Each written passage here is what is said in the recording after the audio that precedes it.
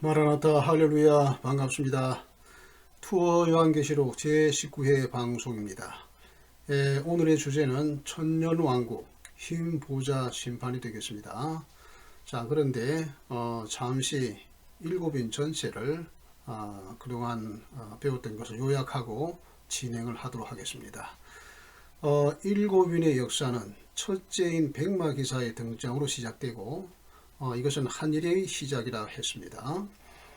백마기사가 일의 중간에 넷째인에서 바다에서 올라온 짐승으로 자기 정체를 드러내는데 바로 적그리스도이지요. 이 짐승 적그리스도를 우상화하고 또 666표를 강제하는 자도 넷째인에서 함께 등장하는데 땅에서 올라오는 짐승으로 지칭되는 거짓 선지자입니다.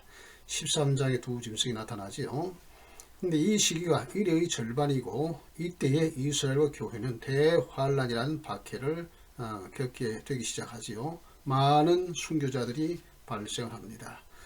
그리고 얼마쯤 지나 다섯째 인이 떼어질 때에 순교자들이 천지의 대주제께 신원을 호소하고 잠시 기다리는 말씀과 함께 여섯째 인이 떼어지는데 그때 부활 휴거가 일어납니다. 교회의 승리이죠.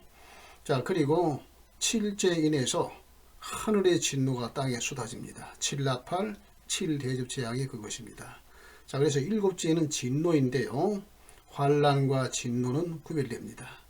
교회는 환란을 당하지만 진노는 당하지 않습니다. 왜냐고 하면 교회는 환란 전이 아닌 진노 전에 취하여 감을 잊기 때문에 그렇습니다.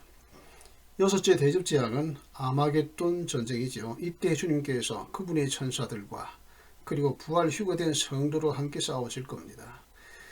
그 다음 마지막 재앙인 일곱째 대접이 쏟아질 때에 마침내 세계의 중심 도성 바빌론이 무너지게 됩니다. 세 갈래로 무너지게 되죠. 이때 전 세계 모든 도성이 한꺼번에 무너질 것이라고 합니다. 전 지구적 흔들림이 일어나는 것이죠. 자, 이렇게 해서 마귀가 지배하던 세상 나라는 망하고 가시적인 그리스도의 나라가 등장하게 되는 것입니다. 계시록 11장 15절에 일곱째 천사가 나팔을 불매 하늘의 큰 음성들이 나서 가로되 세상 나라가 우리 주와 그의 그리스도의 나라가 되어 그가 세세토록 왕노릇 하시려다와 같이 되어지는 겁니다. 자, 이제 본문으로 넘어가지요. 자, 이제 이 천년왕국에 관하여서 이제 말씀을 나눌 텐데요. 천년기설에 대한 몇 가지가 있습니다. 첫 번째는 후천년설입니다. 천년기 후에 주님께서 재림하신다 하는 건데요. 신약 교회 시대 후기에 복음이 꽃피어 기독교 정신이 온 세계에 확산된 후에 주님께서 재림하신다 하는 겁니다. 그것이 이제 후천년설이라고 하는 거고요. 자, 그 다음에 두 번째로는 무천년설이 있습니다. 문자적 천년기를 부정하는 것인데요. 신약 교회 시대를 천년기로 봅니다. 이제 어거스틴 같은 분이 이제 주장을 했습니다. 자, 그러면 지금 우리가 지금 뭐 2000년을 거의 다 가지 않습니까? 그런데 여기는 그냥 신약 교회 시대를 천년기로 본다 그런 겁니다. 자, 그 다음에 이제 전천년설. 천년기 전 재림이다 하는 겁니다. 주님 재림 후에 천년기 시대가 열린다. 주님께서 오신 후에 천년 왕국이 열린다. 이제 이러한 것이죠. 예. 자, 그 다음에 그 전천기설 중에서도 이제 두 가지로 나누게 됩니다. 그 두 가지 나누게 되는데요. 한번 살펴보죠. 자, 첫 번째는 세대주의적인 전천년설. 이제 많은 분들이 이거 뭐 들어서 잘 아시겠습니다만은 그 세대주의적이라고 하는 것이 무엇이냐? 시대마다 구원 역사가 다르다. 이러한 그 주장인데요. 이 세대주의자들은 시대를 7시대로 구분하죠. 처음에 양심 시대, 율법 시대, 은혜 시대, 이렇게 쭉 시대를 구분하는데 그 시대마다 구원의 방편이 다르다 이런 주장인데 이것은 이제 성경에 맞지 않지요. 자, 우리가 성경에 보면 히브리서에 그런 말씀이 나오죠. 믿음으로 아벨은 또 믿음으로 노아는 또 믿음으로 아브라함은 믿음으로 누구는 계속 믿음으로 나옵니다. 자, 그래서 사람의 믿음으로 구원받는 것이지 뭐 다른 것으로 구원받는 것은 아니다. 그런 면에 있어서 세대주의적인 주장이 잘못된 것이다. 우리가 다 잘 알고 있는 겁니다. 자, 그러나 이 세대주의 이분들이 정말 이 계시록 연구를 참 많이 하고 그런 분들이 그들의 업적을 우리가 무시해서는 안 됩니다. 그래서 왜 이런 말씀을 드리는가 하니 오늘 세대주의를 갖다가 그냥 거의 이단시하는 그런 잘못된 그런 참 주장들이 있어요. 그런 것을 참 지양을 해야 될 줄로 압니다. 자, 그러면 세대주의적인 전천년설은 어떤 것인가 하니, 자, 여기 이제 그 십자가가 보이죠. 이 십자가 시대가 이제 지금 십자가가 있고 교회 시대가 시작이 됩니다. 그래 교회 시대 끝에 가가지고 환난기가 오지요. 한일에 7년 환난기가 옵니다. 이것이 이제 전후 이렇게 나누어지게 되는 것인데요. 이 7년 환란기가 시작될 때 휴거가 발생하는데 그리스도의 공중재림, 교회의 후거, 공중 혼인잔치 뭐 이렇게 되는데 휴거도 여러 가지로 나눕니다. 네 가지 개념이 있는데 환란 전 휴거 또는 환란 중간 휴거 또는 환란 후 부분 휴거설 뭐 이런 것들이 있습니다. 그래서 다양하게 있지만은 우리 한국 교회는 환란 전 휴거를 많이 참 그렇게 믿고 주장하고 있습니다. 자, 그런데 이 환란기 동안에 유대인의 회개와 회복이 있고요. 중간에 적극적인 통치를 한다. 뭐 이제 그런 것이고, 그 다음에 이제 아마겟돈 전쟁이 있을 때에 그리스도와 성도의 지상 재림이 있어서 큰 전쟁을 이루는데 승리하게 되지요. 자, 그렇게 해서 천년 왕국이 시작이 되는 겁니다. 천년 동안 그리스도의 왕국이 시작되고 마지막 부분에 가서 곡과 마곡의 전쟁이 있습니다. 네, 그때 이제 최후 심판이 이제 있게 되는데 성도들은 새하늘과 새 땅으로 들어가고 그 불신자는 영원한 지옥 불목에 들어간다. 이것이 이제 그 세대주의적인 전천년설입니다. 자, 다음 그림을 보시죠. 이제 역사적 전천년설이라.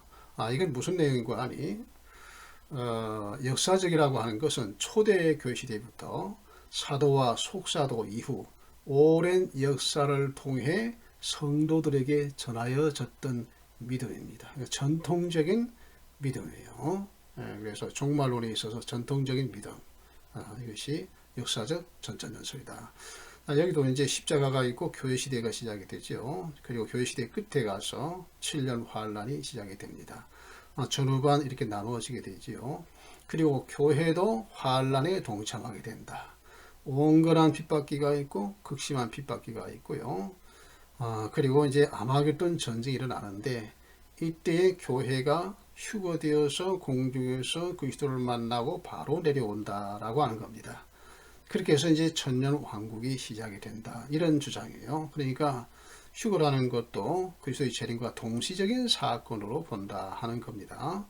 그런데 이제 저는 이제까지 여러분을 이제 참 들어서 아시겠지만은 뭐 환란 중간이 아니고 그리스도에게 재림하기 직전에 정확하게 말하면 6번째 그 인이 띄어질 때에 휴가 발생하다 아까 처음에 제가 말씀드린 바 있습니다. 그리고 얼마 동안 공중에 있을지는 알 수 없지만은 공중에서 그리스도를 만나고 그리고 이제 아마겟돈 전쟁 시 그리스도와 함께 천사들과 함께 지상으로 내려옵니다. 전쟁에서 승리하고 천년 왕국이 시작이 되지요. 자, 그래서 이 천년 왕국 기간 동안에 성도의 육체적 부활을 그 다음에 예루살렘 재건을 하고 유대인이 회복이 되고요. 의와 평화가 충만하고요. 참 땅이 회복이 되고 사탄은 천년간 감금이 된다. 이런 겁니다. 그리고 이제 곡과 마곡의 전쟁이 천년 왕국 끝에 있게 되지요. 그래 이제 여기 마곡의 전쟁 때에 이들이 이제 심판을 당하고 최후 심판인데 백보자 심판이 있습니다. 그리고 이제 성도들은 새하늘과 새 땅, 그리고 불신자는 지옥의 불못으로 떨어집니다. 자, 제가 이 보여드린 그림은 제가 만든 것이 아닙니다. 제가 인터넷에서 보니까 아주 잘 만들어졌더라고요. 뭐 제가 다시 만들려고 하면 시간도 걸리고, 자, 그래서 인터넷에서 가져와서 이렇게 여러분들에게 보여드리는 겁니다. 그래서 전천년설도 두 가지가 있다. 세대주의적인 전천년설이 있고 역사적 전천년설이 있다. 뭐 그 외에도 뭐 몇 가지 있습니다만 가장 중요한 것만 이렇게 여러분들께 보여드립니다. 자, 그러면 다음을 보시죠. 자, 천년왕국. 자, 주님 재림 후 천년기 시대가 열리는데 그럼 천년기가 어떤 것이냐? 천년왕국의 정의를 보시기 바랍니다.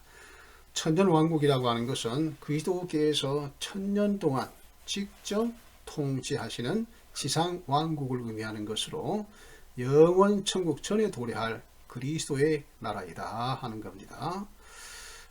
아담의 범죄로 세상 통치권을 사단에게 빼앗겼지만 마지막 아담이신 그리스도께서 죄와 사망을 이기시고 종말에 사단을 결박시켜 그 통치권을 다시 빼앗아 하나님께서 아담에게 명하셨던 하나님의 나라 명령을 완수하여 나타나는 것이 천년왕국이다 하는 겁니다. 그래서 마지막 아담이신 주님께서 이루시는 것이다. 하나님께서 명하신 것을 그리스도께서 완수하신다 하는 겁니다. 이게 천년왕국이에요.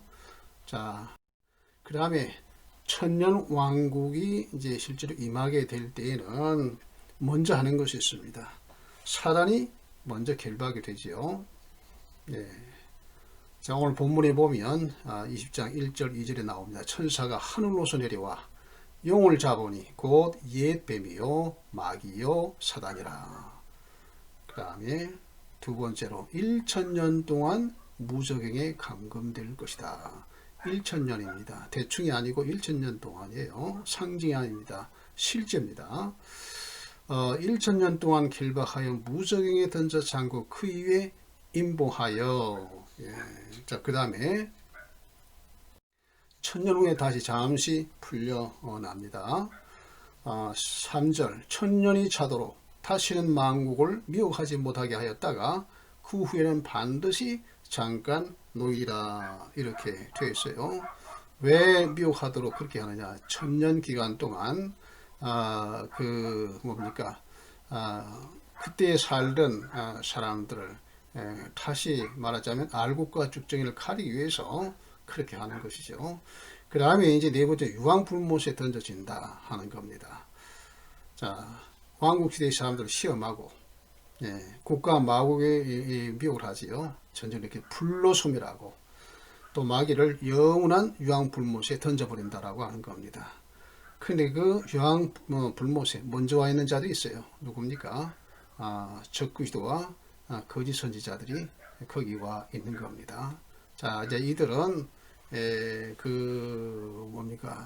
아마겟돈 전쟁 그리고 바벨론 도성 무너지고 심판이 있게 되었었죠. 그때 이제 다 이 적그리스도 거짓 선지자가 이제 던져지는데 하여간 유황불못에 사단이 던져질 때 그곳에 적그리스도와 거짓 선지자가 함께 있다라고 하는 겁니다. 자, 그 다음에 보시죠. 그리고 이 천년 왕국과 왕국의 시작은 언제냐, 또 실장은 어떤 것이냐라고 하는 것을 살펴볼 텐데요. 이런 그 구체적인 내용은 계시록 20장에서 나오지 않습니다. 이것은 구약 여러 곳에 나와요. 자, 그래서 뭐 스가랴서라든가 또 이사야서라든가 또 에스겔서라든가 여러 곳에 이제 그 천년 왕국의 실상이 소개되고 있는데요. 보여드리겠습니다. 첫 번째는 왕국의 주인이신 그리스도의 지상 재림. 그리스도께서 먼저 지상 재림을 하셔야 이제 왕국이 실현되겠죠. 자, 서야 14장 4절. 그날에 그의 발이 예루살렘 앞 곧 동쪽 감람산에 서실 것이요. 공중에 우리가 주님을 만나지만 재림하실 때에는 감람산에 재림하신다 하는 겁니다. 사도행전에 보면 1장 7절 11절 여기 저는 잘 아십니다만은 주께서 이스라엘 나라를 회복하시면 이때니까. 그래서 주님께서 하신 말씀이 오직 성령이 너희에게 임하시면 너희가 권능을 받고 예루살렘과 온 유대와 사마리아와 땅 끝까지 이르러 내 증인이 되리라. 이 말씀 마치시고 그들이 보는데 올려져 가시니 구름이 그를 가리어 보이지 않게 하더라. 천사가 말합니다. 너희 가운데 올리우신 예수는 하늘로 가심을 본 그대로 오시리라. 하늘로 가심을 본 그대로 하늘로서 내려오신다라고 하는 것이 여기서 중요하게 제가 말씀드리고자 하는 것은 뭔가 하니 감람산에서 올리셨습니다. 감람산에서 올리우신 이 예수님은 다시 감람산으로 내려오신다라고 하는 겁니다. 그게 스가랴 14장 4절에 나타난 것이죠. 제가 그 몇몇 교회를 다니면서 예수님께서 어느 곳으로 오시느냐 물으면 대개가 전부 공중으로 우리가 만날 겁니다. 그런데 그러면 지상에는 어디로 오실 것이냐 하면 대답하는 분들을 제가 거의 본 적이 없습니다. 분명히 이렇게 스가랴 14장 4절 기록되어 있는데도 감람산으로 오신다라고 하는 그렇게 대답하는 분들을 만나기가 대단히 참 어려웠습니다. 참 안타까운 일인데요. 예, 감람산으로 재림을 하십니다. 자, 감람산 승천교회가 있습니다. 감람산 정상에 있는데요. 뭐 이런 모습입니다. 뭐 교회라기보다는 어떤 뭐 기념을 하기 위해서 이렇게 세워 놓은 것 같아요. 그런데 하여간 여기는 그 순례객들이 굉장히 많이 찾는 곳이에요. 주님께서 승천하셨다라고 하는 곳이니까 찾습니다. 요 내부로 들어가 보시죠. 제가 찍은 것인데요. 이렇게 되어 있습니다. 자, 주님께서 승천하실 때 서 계시던 바위 돌이라고 합니다. 그래서 이 발자국이 나 있다. 그래서 이것을 기념하기 위해서 이렇게 둘러서 이렇게 사각으로 이렇게 좀 모형을 만들고 그렇게 했는데, 여기 보시면 접시가 하나 있고, 그 다음에 이제 뭐 지전이 있고 동전이 있고 뭐 그러지 않습니까? 또 여기 뭐 촛불로 켜놓고, 여러분들 어떻게 생각을 하십니까? 이런 것을 보고요. 그래서 뭔가 이거 좀 기복적인 뭐 어떤 그런 것을 느낄 수가 있고, 이런 거 사실은 그 우상 숭배 어떤 그런 것 같은 생각이 들어요. 중요한 것은 주님께서 감람산에서 올리셨고, 감람산에 다시 오신다라고 하는 것. 기록된 말씀대로요. 정말로 주님께서 발족을 남기셨는지는 모르겠지만 이게 중요한 것은 아니죠. 그래서 사람들이 참 같이 주님을 믿고 그러지만은 믿음의 모양이 참 다르다, 이런 생각을 했습니다. 예, 다음 보시죠. 예수님 발자국 하셨고요. 그 다음에 다니엘서 7장 13, 14절입니다. 내가 또 밤 환상 중에 보니 인자 같은 이가 하늘구름을 타고 와서 옛적부터 항상 계신 이에게 나아가 그 앞으로 인도되매 그에게 권세와 영광과 나라를 주고 모든 백성과 나라들과 다른 언어를 말하는 모든 자들이 그를 섬기게 하였으니 그 권세는 소멸되지 아니하는 영원한 권세요 그의 나라는 멸망하지 아니할 것이라. 예, 다니엘 시대에 다니엘에게 이 환상을 통해서 그리스도의 지상에 오셔가지고 하나님의 권세를 주셔서 나라를 주신다, 이런 내용인데, 이것이 실제적으로 예수님께서 감람산에 재림하신 후에 이루어질 그런 나라를 보여주고 있는 겁니다. 자, 그 다음 보시죠. 성전산의 황금문을 통해 입성하실 것이다. 자, 에스겔서 44장 2절이고, 여호와께서 내게 이르시되 이 문은 닫고 다시 열지 못할 것이니 아무도 그리로 들어오지 못할 것은 이스라엘 하나님 나 여호와가 그리로 들어왔습니다. 그러므로 닫아둘지니라. 자, 주님께서 이 문을 통해서 예루살렘 입성하신 적이 있지요. 언제입니까?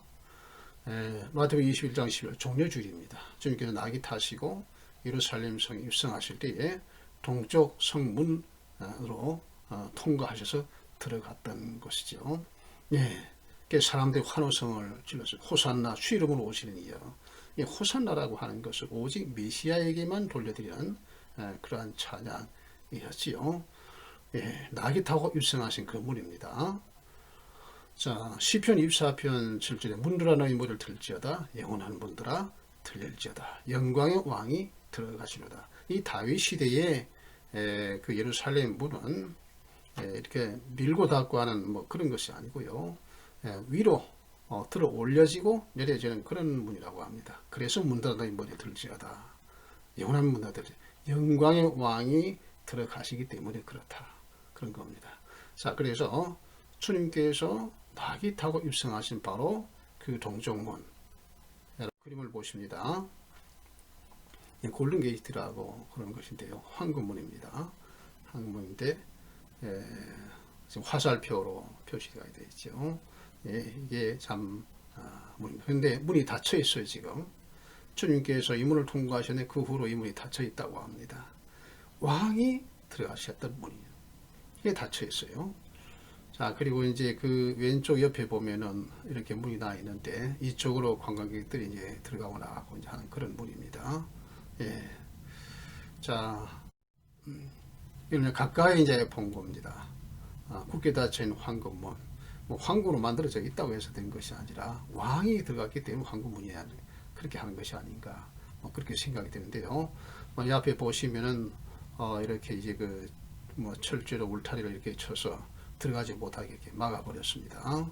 네, 자, 우선 아까 그 에스겔 44장 1, 2절 제가 소개해드리는 그 문을 이제 그 글을 여기다가 좀 올렸습니다. 예.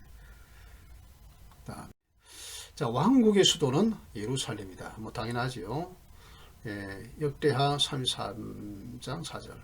여호와께서 전에 이르시기를 내가 내 이름을 예루살렘에 영영히 두리라. 영영히. 하나님의 이름을 굳에 둔다라고 하는 것은 예루살렘이 바로 왕국의 수도다라고 하는 것이요. 마침내 예루살렘 평화의 도성 영광이 나타난다. 예, 주님께서 이제 왕으로 들어가실 때에 마침내 예루살렘이 예루살렘 되는 겁니다. 예루살렘의 뜻이 평화의 도성 아닙니까? 근데 이 예루살렘만큼 불행한 도시가 없어요. 항상 전쟁이 있는 도성이요, 눈물의 도성이요, 슬픔의 도성이요. 왜 그렇습니까? 그 도성에 주인이 안 계시기 때문에 그럽니다. 이스라엘 역사를 통해서 하나님이 주인이 되으셔야 되는데 그 주인이 안 되니까 예루살렘이 늘 눈물의 도성이 되고 평화가 없어지고 그렇지 않습니까?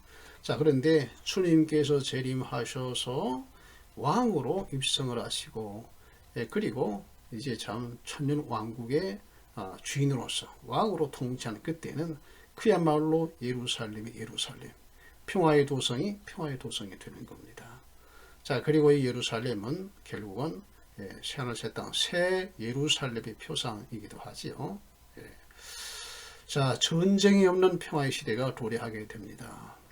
이사야서 2장 4절 무리가 칼을 쳐서 보습을 만들고 그 창을 쳐서 낫을 만들 것이며 이 나라와 저 나라가 다시는 칼을 들고 서로 치지 아니하며 다시는 전쟁을 염쓰지 아니하리라.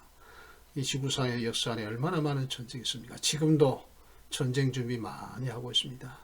북한도 항상 칼 만드는 데만 열중을 합니다. 백성을 매여 살릴 생각은 안 하고 맨날 칼 만드는데 무기 만들어 열중을 하고 온 세계가 보다 더 뭡니까? 큰 칼 만들기에 열심을 내고 있지요. 주님께서 오실 때에는 그야말로 전쟁이 없는 시기가 될 겁니다. 자, 병자나 장애자가 없을 것이다. 이사야서 35장 5절로 6절 그때 속에 눈이 밝을 것이며 기머거리 귀가 열릴 것이며 그때 저는 자는 사슴같이 뛸 것이며 벙어리의 혀는 노래하리니 이는 광야에서 물이 솟겠고 사막에서 시내가 흐를 것이라. 병자도 없고 자연계도 회복이 되고 뭐 그렇다는 겁니다. 자, 잔계의 변화. 예루살렘을 중심으로 동서로 지중해 사해까지요. 큰 생수의 강이 나타날 겁니다.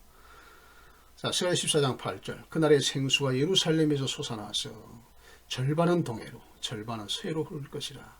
여름에도 겨울에도 그러하리라. 한 번도 이런 적은 없습니다. 그러나 주님께서 오실 때 이런 일이 있을 것이다 라고 하는 겁니다.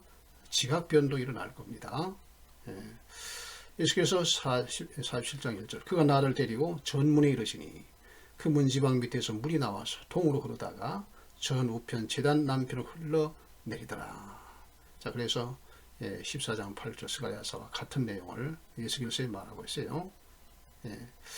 자, 동쪽으로 흐르는 생수의 강은 아라바에 이르며 사해는 생명의 바다로 소성될 것이고 수많은 어종이 서식할 것이며 어부가 그물을 칠 것이다. 여러분, 사해에서 고기 잡는 거 상상이 됩니까? 사해는 생물이 없습니다. 엄청 작기 때문에요. 사람이 들어가면 둥둥 뜹니다. 수영할 줄 모르는 사람들 걱정 없어요. 둥둥 뜹니다. 얼마나 소금이 염도가 높은지요. 고기가 살 수 없습니다. 자, 그런데 참 주의 나라 천년왕국 때에는 이 사해바다가 소성이 돼요. 생명의 바다가 됩니다. 어부가 고기를 잡을 거예요. 자, 에스겔서 47장 9절 10절 이 강물이 흐르는 이르는 곳마다 번성하는 모든 생물이 살고. 생수의 강 좌우 사철무성한 실과목이 있을 겁니다. 이 기후 변화를 말하는 것이죠. 자, 에스겔서 42장 12절. 강 좌우 가에는 각종 물 실과나무가 자라서 달마다 새 실과를 맺으리니 그 물이 성소로 말미암아 나옵니다. 그 실과는 먹을 만하고 잎사귀는 약재료가 되리라. 달마다 새 실과를 맺는 것이 있습니까? 없습니다. 달마다 새 실과를 맺어요. 그리고 그 잎사귀가 약재가 된다. 이제 그런 이야기입니다. 그래서 이런 것을 보면은 이것은 참 노아 홍수 이전의 자연계 그 생태계로 회복되는 것이 아닌가 이제 그런 생각도 하게 됩니다. 하여간 하나님께서 하실 일입니다. 자, 생수의 강과 실과나무는 영원한 그 새 예루살렘 성의 예표입니다. 계시록 22장 1, 2절에 나오는 것인데요. 자, 그때는 완성된 그러한 예루살렘 그렇습니다. 이 강의 출현은 예수님 재림 시 거대한 지진 때문일 것으로 보입니다. 14장 4절 그날에 그의 발이 예루살렘 앞 곧 동편 감람산에 섰을 것이요 감람산 그 한가운데가 동서로 갈라져 매우 큰 골짜기가 되어서 산 절반은 북으로 절반은 남으로 옮기고 감람산 그 한가운데가 동서로 큰 지진이 일어난다. 여기 이제 오래전 유전 탐사자들의 조사에 의하면 감람산을 중심으로 동서에 이르는 거대한 단층이 발견되었다고 해요. 제가 오래전에 그걸 참 봤습니다. 한 수십여 년 전에 그런 기록을 봤는데요. 이 단층은 지진에 의해 언제든지 갈라질 수 있는 것이죠. 실제로 갈라질 준비가 다 되어 있다. 이런 겁니다. 자, 사막이 치료될 것이다. 이사야 41장 19절 내가 광야에는 백향목과 시띠나무 화석류와 들감는 나무를 심고 사막에는 잣나무와 소나무와 황양목을 함께 두리니 이스라엘은 광야가 유대 광야 거기도 정말 황폐하죠. 그리고 사막에 아무것도 없죠. 그런데 거기에 숲이 이루어질 것이다. 동물계에도 평화가 올 것이다. 이사야 11장 6절 9절 그때 이리가 어린 양과 함께 그 표범의 어린 염소와 함께 누우며 송아지와 어린 사자와 살진 짐승이 함께 있어 어린아이에게 끌리며 암수와 곰이 함께 먹으며 그들의 새끼가 함께 엎드리며 사자가 소처럼 풀을 먹을 것이며 젖먹는 아이가 독사에 꾸며 장난하며 젖된 어린아이가 독사에 부려 손을 넣을 것이라 나의 거룩한 산 모든 곳에서 해림도 없고 상함도 없을 것이니 이는 물이 바다를 덮음같이 여호와를 아는 지식이 세상에 충만할 것입니다. 여호와를 아는 지식이 세상에 충만할 것인과 동시에 동물계도 평화가 있습니다. 육식동물이 없습니다. 사자나 어린 양이 함께 논다 하는 겁니다. 얼마나 평화로운 그러한 세계입니까? 그리스도께서 통치하시는 나라가 이와 같은 나라가 될 것이라고 하는 겁니다. 그때 가서는 전도할 필요가 없어요. 여호와라는 지 세상에 충만하기 때문에 그렇습니다. 얼마나 복된 나라입니까? 여섯 번째, 백성의 수완이 나무의 수완같이 장수할 것이다. 이사야서 65장 20절 22절 거기는 날수가 많지 못하여 죽는 어린이와 수완이 차지 못한 노인이 다시 없을 것이라. 곧 백세에 죽는 자를 젊은이라 하겠고 백세가 못되어 죽는 자는 저주받은 자이리라. 이는 내 백성의 수완이 나무의 수완과 같겠고 내가 택한 자가 그 손으로 일하는 것을 길이 누릴 것이며 부활하에 들어가는 자는 이제 죽지 않지요. 그러나 육신의 몸으로 그대로 들어가는 사람들은 죽는 날이 있습니다. 그래서 한 번 죽는 것은 정해진 것이기 때문에 부활하지 못하고 몸을 가지고 들어간 특별히 유대인들 들어간 자들은 이제 죽는 날이 있죠. 그러나 나무의 수완과 같겠고 무두셀레가 969세를 살았지요. 나무의 수완과 같습니다. 자, 그런데 저주받은 자가 있을까? 그때도 죄가 있으니까요. 그래서 백세에 못되는 죽는 자도 있긴 있을 것이다. 그런데 백세에 죽는 자를 젊은이 할 것이다. 장수하는 시대가 될 것이다. 그렇습니다. 자, 모든 피조물들이 큰하를 고대한다. 로마서 8장 18절 23절 생각건대 현재 군하는 장정력이 나타날 영광과 좋게 비교할 수 없도다. 피조물이 고대하는 바니 고대한다라고 하는 말은 목을 빼고 기다린다 뭐 그런 뜻입니다. 하나님의 아들들이 나타나는 것이니 피조물이 허무한데 굴복하는 것은 자기 뜻이 아니요 오직 굴복하게 하신 이로 말미암으이라. 그 바라는 것은 피조물로 썩어짐의 종로로 한 데서 해방되어 하나님의 자녀의 영광에 자유에 이르는 것이니라. 피조물이 다 이제까지 함께 탄식하며 함께 고통을 겪고 있는 것을 우리가 아느니라. 예, 피조물이 탄식한다. 정말 그렇습니다. 예, 산에 가든 뭐 자연계를 보면 피조물이 탄식하는 것을 봐요. 예. 자, 그뿐 아니라 우리 곧 성령의 처음 익은 열매를 받은 우리까지도 서로 탄식하여 양자될 것 곧 우리 몸의 구속을 기다리느니라. 모든 피조물들이 성도들뿐만 아니라 모든 피조물의 그날을 고대하고 있습니다. 어떻게 이런 일이 일어날 수 있는가라고 하는 겁니다. 이것은 하나님 나라 명령의 성취입니다. 창세기 1장 28절 하나님께서 아담과 하와에게 말씀하신 것이죠. 하나님 나라의 명령입니다. 하나님이 그들에게 복을 주시며 하나님이 그들에게 이르시되 생육하고 번성해 땅에 충만하라. 땅을 정복하라. 바다의 물고기와 하늘의 새와 땅에 움직이는 모든 생물을 다스리라 하시니라. 예. 첫 아담은 실패했지만 마지막 아담이신 그리스도께서는 이루실 겁니다. 하나님은 실패하지 아니하시는 하나님이시죠. 여기 이제 이사야서 55장 11절, 마태복음 24장 35절 이렇게 기록했는데 여러분 나중에 찾아보시길 바랍니다. 이사야서 55장 11절에 비와 눈이 하늘에서 내려서는 타실로 가지 않고 토지를 적시어서 싹이 나게 하며 열매가 맺게 하여 파종하는 자에게 종자를 주며 먹는 자에게 양식을 준과 같이 내 입에서 나가는 말도 헛되이 내게로 돌아오지 아니하고 나의 뜻을 이루며 나의 명하여 보낸 일에 형통하리라. 예, 그렇습니다. 하나님께서 말씀하신 것 그대로 이루어진다라고 하는 겁니다. 예, 그래서 하나님 나라 명령의 성취로 그렇게 되어질 것이다 라고 하는 겁니다. 자, 그 다음 천년왕국의 필요성. 왜 천년왕국이 필요하냐? 말씀으로 기록되었기에 결코 이거 상징이 아닙니다. 실제적으로 일어나는 사건입니다. 기록된 말씀이기 때문에. 두 번째로는 보상을 위해서. 예, 그리스도의 심판에 대해서 보상을 받지요. 보상을 위해서. 예, 고린도후서를 보시죠. 5장 9절에서 10절까지입니다. 그런즉 우리는 몸으로 있든지 떠나 있든지 주를 기쁘시게 하는 자가 되기를 힘쓰노라. 이는 우리가 반드시 그리스도의 심판대 앞에 나타나게 되어 각각 선악간에 그 몸으로 행한 것을 따라 받으려 함이라. 각각이라고 했습니다. 각각 선악간에 그 몸으로 행한 것을 따라 받으려 함이라. 참 보상이 있습니다. 예. 예, 보상은 궁극의 천국에서뿐만 아니라 천년의 그리스도의 왕국에서도 주어질 것입니다. 달란트 비유가 그러하고요. 또 문화 비유가 그러합니다. 마가복음 9장 41절에 누구든지 너희가 그리스도에게 속한 자라 하여 물 한 그릇이라도 주면 내가 진실로 너희에게 이르노니 그가 결코 상을 잃지 아니하리라. 아멘. 예. 자, 100배의 보상입니다.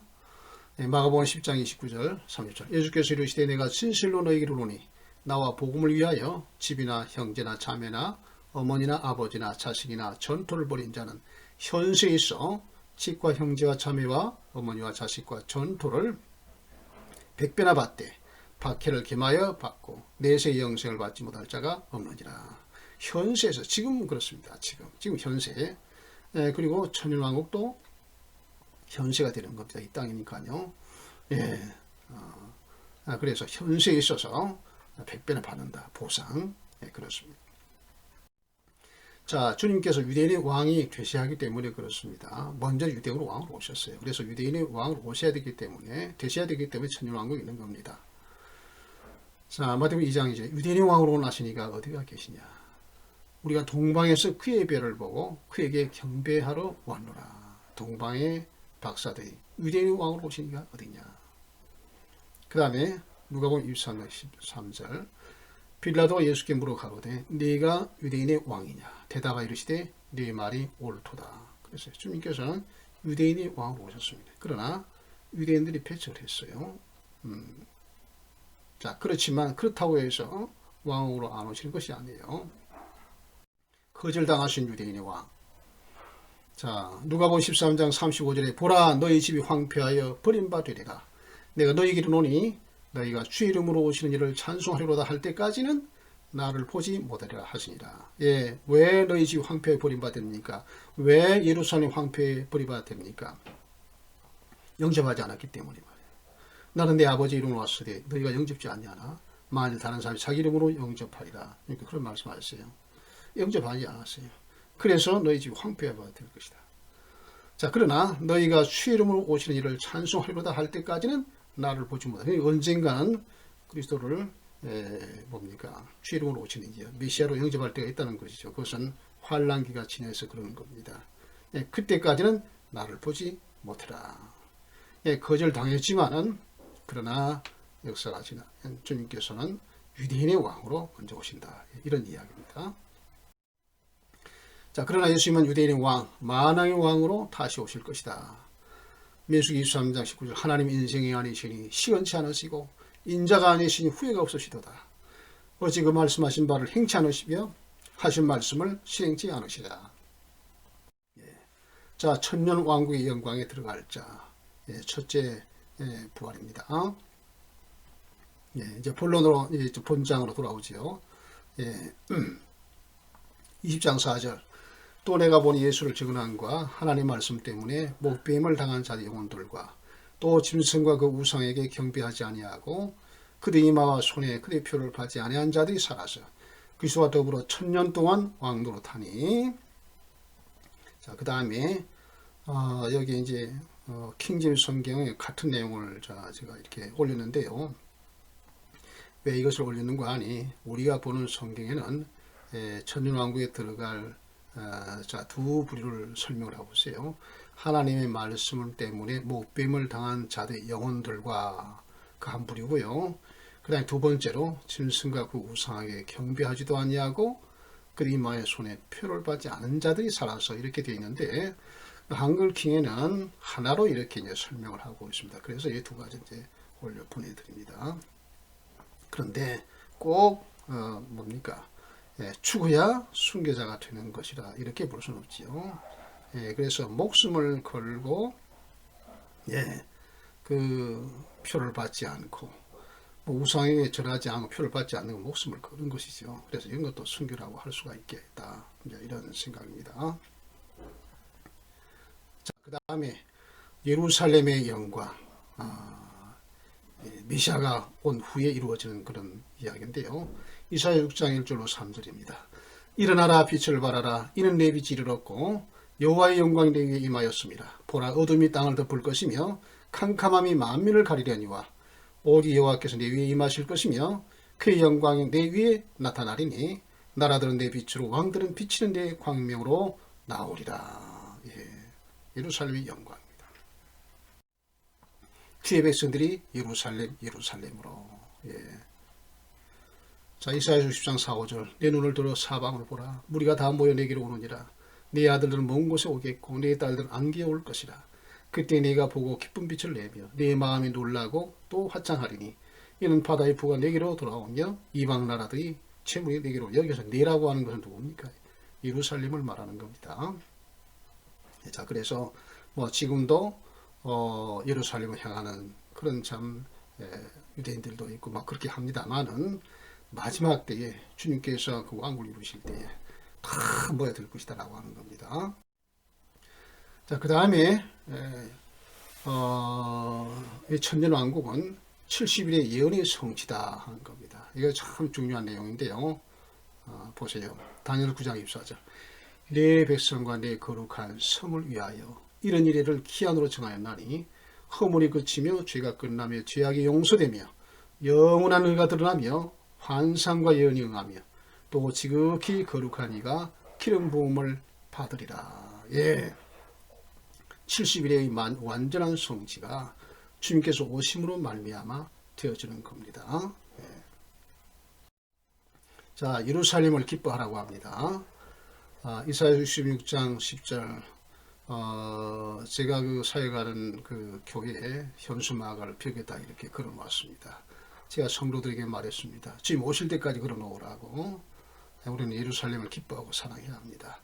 예루살렘을 사랑하는 자들이여 다 그 성읍과 함께 기뻐하라. 다 그 성읍과 함께 즐거워하라. 그 성을 위하여 슬퍼하는 자들이여 다 그 성의 기쁨으로 말미암아 그 성과 함께 기뻐하라. 아멘. 그래서 여러분 예루살렘 기뻐하고 유대인들을 위해서 기도하고 그렇게 하셔야 됩니다. 예. 크고 흰 보좌 앞 심판, 천년왕국 후입니다. 한번 간단히 살펴보겠습니다. 자, 첫 번째 크고 흰 보좌와 책. 그러니까 이제 그 천년왕국이 끝나고 마지막에 이제 뭡니까? 참 심판을 행하는 것인데요. 그 흰 보좌가 있고 책들이 있는데 생명책과 행위책이 있다라고 하는 거고요. 자, 죽은 자들 전체 심판대 앞에 서게 될 것이다 하는 겁니다. 자, 바다가 죽은 자들 내어준다. 사망과 음부도 죽은 자들 내어준다. 자, 그래서 죽은 자 하나도 빠짐없이 어디서 죽었든지 간에 다 일어나게 될 것인데요. 어떤 이는 생명의 부활의 모습, 어떤 심판의 부활의 모습, 나중에 보겠습니다만 하여간 그렇게 나타날 거예요. 모든 자들이 부활해서 흰 보좌 앞에 설 것인데 생명책과 행위책으로 심판을 받게 될 것이다. 이런 겁니다. 행위대로 심판을 받을 것이다. 예. 둘째 사망이 이것이다. 자, 그래서 어떤 일을 행할 때 행위대로 심판을 받는다. 그래서 아까도 얘기했지만 뭐 토맥금으로 다 똑같이 심판을 받는 게 아니고 그 행한 대로 경중을 다 따져서 심판을 받을 것이다 하는 겁니다. 자, 그래서 이제 구원받지 못한 자는 둘째 사망에 임하게 될 것이다 라고 하는 겁니다. 둘째 사망, 6절과 14절입니다. 여러분 찾아보시기 바라고요. 자, 요한복음 5장 29절에 주님께서 하신 말씀입니다. 선한 일을 행한 자는 생명의 부활로, 악한 일을 행한 자는 심판의 부활로 나오리라. 그러니까 믿지 아니한 자들도 부활로 나옵니다. 근데 심판의 부활로 나와요. 부활의 몸을 입고 그 영광의 몸이 아니죠. 이런 몸을 입고 영원한 멸망으로 유황불못으로 들어간다라고 하는 겁니다. 자, 그래서 우리가 참 우리 주님을 믿고 구원을 받아 하늘 영광에 들어가는 얼마나 큰 복입니까? 그리고 믿는 자는 환난 중에서도요. 이러한 그 하나님 나라 소망을 가지고 환난을 이기게 되는 겁니다. 예. 마지막 경고가 있습니다. 마지막 절입니다. 누구든지 생명책에 기록되지 못한 자는 풀못에 던지오더라 하는 겁니다. 여러분 모든 믿는 자라 할지라도 이 말씀을 경고로 받아서 정신을 차리고 믿음을 배반하지 않고 끝까지 믿음을 지키라고 이렇게 성령께서 우리에게 경고를 하고 있다. 이 말씀을 받으시기를 바랍니다. 여기까지 마칩니다. 이제 다음 시간에는 새하늘 새 땅 새 예루살렘 이란 제목으로 여러분을 찾아뵙습니다. 감사합니다.